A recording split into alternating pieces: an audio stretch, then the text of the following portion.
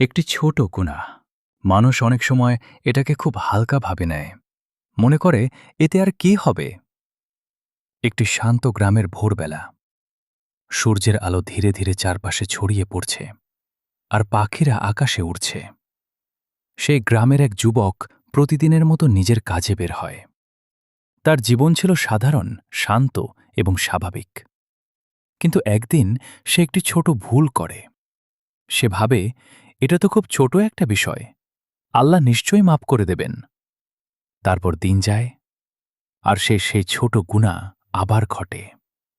প্রথমে তার মনে একটু অস্বস্তি হয়েছিল, কিন্তু ধীরে ধীরে সেই অনুভূতিটা কমে যায়।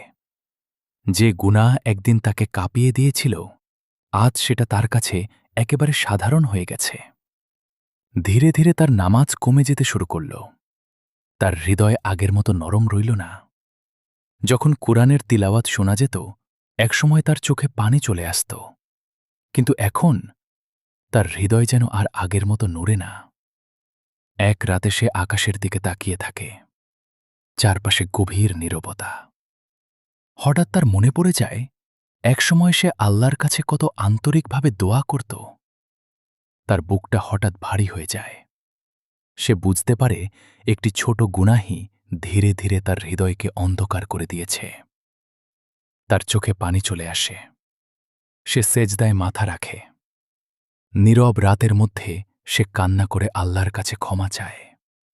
কারণ সে বুঝে গেছে, ছোট গুনাহ বলে কিছু নেই যদি সেটাকে মানুষ গুরুত্ব না দেয়। আর সেই রাত থেকেই তার জীবনে আবার একটি নতুন শুরু হয়।